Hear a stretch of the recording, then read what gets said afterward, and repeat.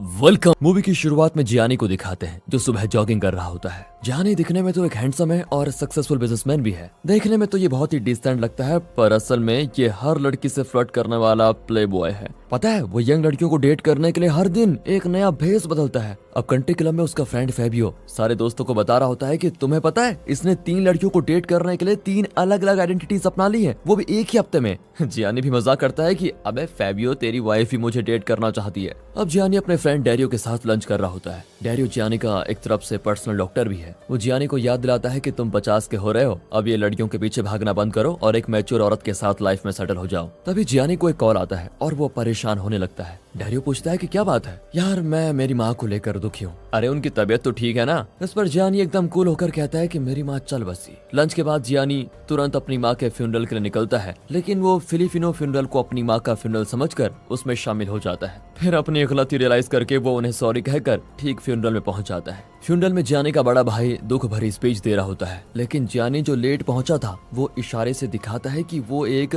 Filipino funeral में फंस गया था। वो झाड़ू लगाने जैसा काम करता है, क्योंकि उसका मानना है कि फिलिपिनो लोग मोस्टली इसी काम के लिए हायर किए जाते हैं। उसकी इस हरकत को देखकर वहाँ के लोगों को लगता है कि जियानी इस मामले में रेसिस्ट है। फिर जियानी का भाई उसे माँ के घर की चाबी दे देता है। जियानी घर में जाकर कुछ फोटोज देखता है और इमोशनल हो जाता है। फिर अपनी माँ की व्हीलचेयर पर बैठकर वो उनका पुराना रेडियो ऑन करके बैठे बैठे डांस करने लगता है। तभी वहाँ पर एलिसा नाम की एक बहुत ही यंग लड़की आती है। जियानी को व्हीलचेयर पर देखकर वो कहती है, मैं आपकी नई नेबर हूँ और मैं एक नर्सिंग होम में स्पेशली एबल्ड लोगों की मदद करती हूँ। अगर आपको कोई हेल्प चाहिए तो मुझे बता दीजिए। बस जियानी भी तो यही चाहता था कि कोई लड़की आ जाए। वो तुरंत स्पेशली एबल्ड की एक्टिंग करने लगता है। अगले दिन ऑफिस मीटिंग में उसका असली चेहरा सामने आ जाता है, जब वो अपने एम्प्लॉइज पर चिल्ला रहा होता है कि हमारा स्नीकर ब्रांड जिसका नाम हाई स्पीड है वो महज स्नीकर नहीं, एक लाइफ स्टाइल है। अब उसकी नई इंटर्न जूलिया कहती है कि हमें अपने प्रोडक्ट को डाइवर्सिफाई करना चाहिए, हमें पैरालंपिक एथलीट्स को भी अपने प्रोडक्ट की ओर आकर्षित करना चाहिए, तभी हमारी सेल्स बढ़ेंगी। पर जियानी उसकी इंसल्ट कर देता है कि मेरे प्रोडक्ट्स को इंस्टाग्राम इन्फ्लुएंसर यूज करते हैं, समझी, ना कि स्पेशली एबल्ड लोग जो जिंदगी भर एक ही शू से काम चला सकते हैं। नहीं, उनके लिए बिल्कुल नहीं। ये कहकर वो ऑन द स्पॉट उसे नौकरी से निकाल देता है। मीटिंग के बाद जियानी की असिस्टेंट लुसियाना उसको एक बैग में कुछ पुराने कपड़े ला कर देती है। जियानी तुरंत उन कपड़ों को पहनकर अपनी माँ के घर पर जाता है और व्हीलचेयर पर बैठकर फिर एलिसा से मिलता है। उसके बाद वो एलिसा को अपने घर कॉफी के लिए इनवाइट करता है और वो आ भी जाती है। एलिसा की बातों से जियानी को पता चल जाता है कि वो किसी हेल्दी और वेल्दी आदमी को डेट करना चाहती है, ना कि व्हीलचेयर पर बैठे गंदे पुराने कपड़े पहने हुए किसी जियानी को। तब जियानी उसे बताता है कि मैं हाई स्पीड कंपनी का ओनर हूँ और पूरे यूरोप में मेरे 148 स्टोर हैं। मेरे पास एक शानदार विला भी है। ये सब सुनकर एलिसा का रवैया ही बदल जाता है और वो कहती है कि अगले संडे आप मेरे कंट्री हाउस में आइए। जियानी संडे को उस एड्रेस पर पहुंचता है। वो अपनी कार को डोर पार करके अपने व्हीलचेयर पर बैठकर वहां जाता है। साथ ही वो एलिसा के पेरेंट्स और भाई से मिलता है। एलिसा की दादी ऑक्सीजन सपोर्ट पर होती है। फिर वहाँ एलिसा की बहन चियारा भी आती है। उसकी खूबसूरती देखकर जियानी एकदम दंग रह जाता है, लेकिन उसका चेहरा एकदम से बदल जाता है जब चियारा खुद व्हीलचेयर पर बैठी होती है। अब जियानी रियलाइज करता है कि कहीं एलिसा ने मुझे यहाँ अपनी छोटी बहन के साथ सेट करने के लिए तो नहीं बुलाया। नहीं, ऐसा नहीं हो सकता। चियारा जियानी को बताती है कि मुझे स्पोर्ट्स बहुत पसंद है और मुझे अच्छा वायलिन बजाना भी आता है। हाँ, जियानी को उसके बातों में कोई इंटरेस्ट नहीं होता और हर बात पे वो बस सिर हिला रहा होता है। फिर जियानी अपने फ्रेंड्स को ये सारी बात बताता है तो वो चियारा की पर्सनालिटी और नेचर के बारे में पूछते हैं कैसी है वो। जियानी कहता है कि वो सुंदर है, पर मुझे स्पेशली एबल्ड लड़कियों में कोई इंटरेस्ट नहीं है। अब उसके फ्रेंड उसे चैलेंज करते हैं कि तुम एक काम करके दिखाओ, उसके साथ इंटीमेट हो जाओ, फिर मानेंगे हम कि तुम असली प्लेबॉय हो। इस पर जियानी हंसता है। अब आगे दिखाते हैं तो एलिसा जियानी को रेनकोट लौटाने आती है जो वो एलिसा के घर पर भूल गया था, लेकिन अब घर पर जियानी का भाई होता है। एलिसा उसे बताती है कि तुम्हारे भाई जियानी ने बोट्सवाना में स्पेशली एबल्ड लोगों की बड़ी मदद की है। उसकी बातों से उसके भाई को पता चल जाता है कि जियानी तो स्पेशली एबल्ड होने का नाटक कर रहा है, पर वो एलिसा को सच नहीं बताता। फिर वो जियानी से भी पूछता है कि ये गंदा नाटक बंद करो और तमीज से रहो। हाँ, जियानी कहता है कि तुम्हें जलन है कि तुम्हारे पीछे लड़कियां नहीं आती और मेरे पीछे आती हैं। यहाँ तक कि वो अपने भाई के टकलेपन का मजाक उड़ाकर चला जाता है। अगले दिन जियानी चियारा के लिए एक वॉइस मैसेज छोड़ता है कि सैटरडे को मेरे साथ डेट पर आओगी। ये कहकर फिर वो ऑफिस चला जाता है, लेकिन उसे शॉक लगता है जब चियारा उसी सुबह जियानी से मिलने ऑफिस आ जाती है। अब जियानी के पास व्हीलचेयर तो है नहीं, वो टेबल पर बैठ जाता है। चियारा उसे बताती कि सैटरडे को तो मैं नहीं आ पाऊंगी, लेकिन आज शाम स्पेशली एबल्ड प्लेयर्स का एक टेनिस टूर्नामेंट है जिसमें मैं भी खेल रही हूँ, तुम जरूर आना। जियानी भी उसे इम्प्रेस करने के लिए कह देता है कि मेरी कंपनी स्पेशली एबल्ड लोगों के लिए स्पेशल शू बनाने जा रही है, तो मैं चाहता हूँ कि हमारे शू ऐसे लोग ज्यादा यूज करें। और अब शाम को जियानी चियारा का मैच देखने चला जाता है। उसे खेलते हुए देखकर वो सच में बहुत ज्यादा इम्प्रेस हो जाता है। मैच के बाद चियारा जियानी को अपने स्पेशली एबल्ड फ्रेंड्स के साथ लंच करने के लिए इनवाइट करती है, पर लंच के बीच चियारा के फ्रेंड्स जियानी से उसकी हालत के बारे में सवाल पे सवाल करते जाते हैं कि जियानी का सर चक्कर आने लगता है। उस रात तो उसे इस बारे में डरावना सपना भी आता है।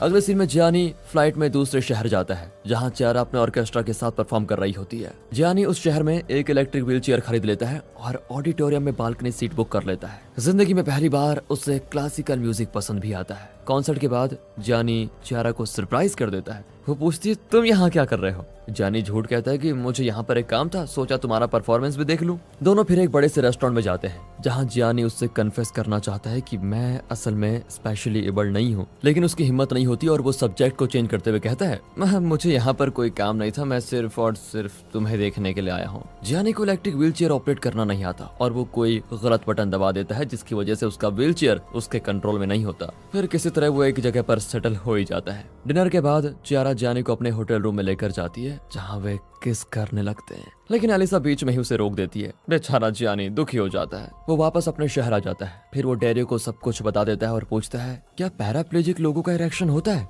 डेरियो बताता है कि हाँ होता तो है, लेकिन बेटा तेरी उम्र 49 साल की है, तू टीनेजर नहीं जो ऐसा एक्सपेरिमेंट्स कर रहा है। अगली शाम जियानी चियारा को अपने घर डिनर के लिए इन्वाइट करता है। यहाँ चियारा एलिसा को बता देती है कि जियानी की आंखों में मुझे सच्चाई दिखती है, वो मेरे विकलांग को देखकर मुझ पर तरस नहीं खाता, उसके साथ मुझे बहुत अच्छा लगता है। शाम को चियारा जियानी के घर आ जाती है। वो बड़ी आसानी से फर्नीचर के बीच से निकल जाती है जबकि जियानी हर चीज से टकरा रहा होता है। अब डिनर के दौरान चियारा पूछती है तुम्हारे पैर पैरालाइज कैसे हुए? जियानी फिर कोई कहानी बुनता है कि जैसे डॉक्टर क्रिस्टोफर रीव्स का एक्सीडेंट हुआ था ना, वैसा ही एक्सीडेंट मेरे साथ भी हुआ। चियारा कहती है कि पर वो तो गर्दन से लेकर पैर तक पैरालाइज हो गए थे। अब जियानी नर्वस हो जाता है और कहता है मैं घोड़े से गिरा था एक्चुअली। ये सुनकर चियारा हंस पड़ती है कि बड़ा अजीब तरीका है पैरालाइज होने का। वो आगे बताती है कि एक एक्सीडेंट में मेरा ये हाल हो गया, पीछे बैठे पैसेंजर का सिर्फ कॉलर बोन टूटा और मेरे पास की सीट पर रखा हुआ मेरा वायलिन जरा भी डैमेज नहीं हुआ, लेकिन मेरी किस्मत तो देखो, मेरे दोनों पैर पैरालाइज हो गए। अब चियारा का मूड ठीक करने के लिए जियानी उसे एक सरप्राइज देता है। वो चियारा को एक रबर ट्यूब देता है और अपनी चेस्ट पर दबाने को कहता है। फिर वो एक बटन प्रेस करता है और वो कमरा पानी से भरने लगता है। दोनों उस रबर ट्यूब की मदद से तैरने लगते हैं और तब दोनों इमोशनल होकर किस करते हैं एंड ऑफ कोर्स इंटीमेट भी होते हैं। जब पानी बह जाता है तो चियारा कहती है मुझे अपने पैर फील नहीं हो रहे हैं। जियानी भी झूठ कहता है कि मुझे भी फील नहीं हो रहा है, पर मेरा माइंड बहुत कुछ फील कर रहा है। फिर चियारा सो जाती है तो जियानी जल्दी से उसके साथ एक सेल्फी क्लिक कर लेता है जिसे वो अपने दोस्तों को दिखाकर बताना चाहता है कि मैंने बेड जीत लिया। अगले दिन वो अपने दोस्तों को दिखाता है और फेबियो से बेड जीत जाता है। उसी रात फेबियो की वाइफ जियानी के घर पर आती है और गलती से एक वाइन ग्लास तोड़ देती है। वो कहती है कि आजकल मैं कोई काम ठीक से नहीं कर पाती, बिल्कुल स्पेशली एबल्ड की तरह। ये सुनकर जियानी को बुरा लग जाता है। वो कहता है कि जल्दी से ड्रेस पहनो और अपने घर जाओ। कई दिन बीत जाते हैं और इतने दिनों में जियानी और चियारा ने एक दूसरे से बात तक नहीं की होती, लेकिन जिंदगी के बारे में जियानी का नजरिया अब बदल चुका था। वो लूसियाना से कहता है कि तुम उस इंटर्न जूलिया को वापस बुलाओ जिसने पैराप्लेजिक लोगों के लिए स्नीकर्स बनाने का सुझाव दिया था। फिर वो चियारा को कॉल करके कहता है कि मैं तुमसे मिलना चाहता हूँ, मुझे तुम्हें एक सच बताना है। वो जियानी को अपने घर बुलाती है। जियानी वहाँ जाता है तो वो अपना वायलिन प्रैक्टिस कर रही होती है। तभी जियानी चियारा के बचपन की फोटोज देखता है जिसमें उसके दोनों पैर बिल्कुल ठीक है। अब जियानी को अपने झूठ के लिए गिल्टी फील होने लगता है और कन्फेस करने के लिए उठ खड़ा होता है, लेकिन इससे पहले कि चियारा मुड़ती वो झट से बैठ जाता है। प्रैक्टिस खत्म करके चियारा उसे किस करती है और पूछती है क्या सच है वो जो तुम बताना चाहते थे? जियानी की अब भी हिम्मत नहीं होती और वो बात को बदल देता है। चियारा आगे बताती है कि मेरे एक्सीडेंट के बाद मेरे बॉयफ्रेंड ने मुझसे ब्रेकअप कर लिया। दरअसल मुझे चोट से ज्यादा दर्द तो तब होता है जब कोई मुझसे झूठ बोलता है या मुझे धोखा देता है। अब जियानी नर्वस होकर सच ना बताने का फैसला करता है। चियारा अब जियानी के फ्रेंड से भी मिलना चाहती है और मजबूरन जियानी डेरियो और लूसियाना को उससे मिलवाने लेकर जाता है। डेरियो कहता है कि अगर तुम्हें उस लड़की से प्यार हो गया तो उसे सब कुछ सच बताना ही होगा। अगर तुम नहीं बताओगे तो मैं या लूसियाना बता देंगे। फिर वे चियारा के साथ डिनर करते हैं। इसी बीच जियानी उसे सच बताने का नाम ही नहीं ले रहा होता है तो डेरियो उसको बताने जाता है, लेकिन फिर बात को बदलने के लिए जियानी अपनी पैंट पर सूप गिरा देता है और डेरियो से कहता है कि मुझे अभी बाथरूम लेकर चलो। बाथरूम में डेरियो फिर कहता है कि तुम्हारा ये ड्रामा ना हद पार कर चुका है, उसे अभी के अभी सच बताओ। तभी वहाँ रेस्टोरेंट का एक स्टाफ आ जाता है और उस स्टाफ को भी नहीं पता चलना चाहिए कि जियानी चल फिर नहीं सकता, इसलिए जियानी झट से टॉयलेट में ही बैठ जाता है। उस रात भी वो चियारा को सच नहीं बताता। अब जियानी का भाई एलिसा से मिलता है और बता देता है कि जियानी पैराप्लेजिक नहीं है, वो चियारा से झूठ बोल रहा है। एलिसा को इतना गुस्सा आता है कि वो सीधे जाकर जियानी के कान के नीचे कस के लगा देती है। वो कहती है कि 2 दिन के अंदर अगर तुमने मेरी बहन को पूरा सच नहीं बताया तो मैं तुम्हें छोड़ूंगी नहीं, याद रखना। वैसे दोस्तों, प्यार में सच बताना इतना इंपॉर्टेंट क्यों होता है, कमेंट करके बताइए अगर आपका कोई एक्सपीरियंस है तो। जियानी अपने पापा से मिलता है जो खुद एक बड़ा फ्लर्ट वाला आदमी है। वो जियानी को एडवाइस देता है कि बेटा, मैं एक अच्छा पति तो नहीं था और मैं नहीं चाहता हूँ कि तुम भी वैसी गलती करो जो मैंने की थी। तुम उस लड़की को सच बता दो। लेकिन जियानी चियारा को खोना नहीं चाहता। लगता है जियानी को चियारा से सच में प्यार हो गया है। तभी वहाँ पर एक अनाउंसमेंट होती है कि फ्रांस का एक फेमस कैथोलिक साइट का पवित्र पानी विकलांगता को ठीक कर सकता है। उस ट्रिप पर जाने के लिए आप हमारे पास रजिस्टर कर सकते हैं, ऐसी अनाउंसमेंट की जाती है। ये सुनकर जियानी और उसके पापा को एक घटिया आइडिया आता है कि जियानी चियारा को उस कैथोलिक साइट पर लेकर जाएगा और कहेगा कि इसके पवित्र जल से मेरा पैरालिसिस ठीक हो गया। इस तरह से उसे चियारा को धोखा नहीं देना पड़ेगा और सब कुछ नॉर्मल हो जाएगा। लेकिन यहाँ एलिसा चियारा को बता देती है कि शायद जियानी तुम्हारे लिए सुटेबल नहीं है। तभी जियानी का कॉल आता है। वो चियारा को अपने साथ उस कैथोलिक ट्रिप पर चलने को कहता है। एलिसा पूछती है कि वहाँ क्यों बुला रहा है। चियारा कहती है कि शायद जियानी किसी चमत्कार की उम्मीद कर रहा होगा जिससे उसका पैरालिसिस ठीक हो जाए। और तब चियारा रिवील करती है कि मैं जानती हूँ वो चल फिर सकता है और मुझसे अभी तक झूठ बोल रहा था। इतने साल व्हील चेयर यूज करने के बाद तो मुझे पहली बार में पता चल गया था कि वो व्हील चेयर ठीक से यूज करना भी नहीं जानता। मैं जानती थी कि वो पैराप्लेजिक नहीं है, लेकिन फिर भी मैंने उसे झूठ बोलने दिया क्योंकि मुझे उसका प्यार अच्छा लगा। वो भले ही झूठ पर क्यों ना टिका हो, लेकिन उसका प्यार सच्चा है। अगले सीन में वे उस कैथोलिक साइट पर पहुंचते हैं जहां फादर वॉल्टर जियानी से अकेले में मिलते हैं। और मैं नहीं चाहता हूं कि तुम सबके सामने उठकर खड़े हो जाओ, क्योंकि इससे दूसरे पैराप्लेजिक लोग झूठी उम्मीद में रहेंगे कि ऐसे चमत्कार होते हैं और मैं नहीं चाहता कि लोग इस तरह के झूठ पर विश्वास करें। फिर जियानी बाहर आता है तो देखता है कि चियारा सड़क के बीच में जा रही है। हालांकि उसे पता है कि एक ट्रक तेजी से वहां पर आ रहा है। ये देखते ही जियानी तुरंत व्हील चेयर से उठकर भागता है और चियारा को बचा लेता है। सच जानते हुए भी वो ऐसे बिहेव करती है मानो सच में जियानी के पैर इस पवित्र जगह से ठीक हो गए हों। फिर वो रोती भी उस बस को बोर्ड करके वापस लौट आती है। जियानी वापस आता है, लेकिन उसकी लाइफ दिन ब दिन बिखरने लगती है।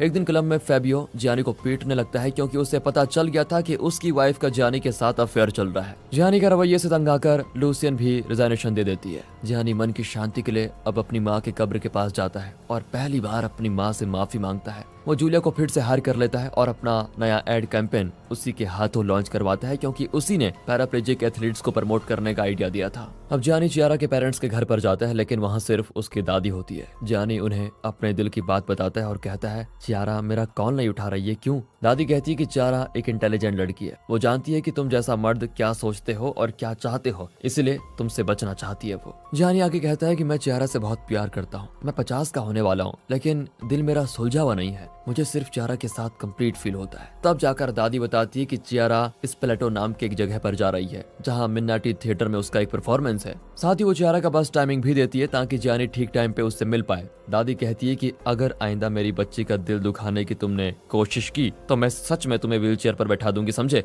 जाओ अब उससे बात करो। जियानी तुरंत स्पीड में वहां से निकलता है और ठीक टाइम पे बस को पकड़ लेता है। फिर वो चियारा से कई बार माफी मांगता है, लेकिन चियारा उसकी कोई बात नहीं सुनना चाहती और कहती है, मुझे तुम्हारी हमदर्दी की जरूरत अब नहीं है, तुम जा सकते हो। जियानी वापस लौट आता है। अगले दिन वो बहुत तेज दौड़ने लगता है। उसका दिल भारी होता है क्योंकि चियारा उसकी लाइफ से जा चुकी थी। उसकी सांसें फूलने लगती है। वो हाँफता हुआ बैठ जाता है, लेकिन तभी वहाँ पर चियारा आती है। जियानी पूछता है कि तुम यहाँ पर क्या कर रही हो? वो जियानी की वही बात दोहराती है जो उसने कॉन्सर्ट के बाद कही थी कि मुझे भी यहाँ पर एक काम था, सोचा तुमसे मिल लूं। इस पल इन दोनों के बीच की दरार भर जाती है और चियारा उसे गले लगा लेती है। फिर उसे अपनी गोद पर बैठा लेती है कि चलो आज मैं तुम्हें लिफ्ट देती हूँ। चियारा का ये एटीट्यूड अगर आपको पसंद आया हो तो वीडियो को लाइक कीजिए। लास्ट सीन में दिखाते हैं कि पूरा परिवार एक हो गया है। जियानी का भाई एलिसा को डेट करने लगता है। चियारा की पूरी फैमिली जियानी का 50th बर्थडे बड़ी धूमधाम से सेलिब्रेट करते हैं। जियानी चियारा को अपनी बाहों में उठा लेता है और धीरे से डांस करने लगता है और यहाँ पर ये बेहतरीन मूवी होती है दोस्तों खत्म। मिलते हैं दोस्तों ऐसी मजेदार वीडियोस के साथ, तब तक के लिए गुड बाय। ख्याल रखिए अपना, बहुत जरूरी है आजकल। And finally thanks for watching.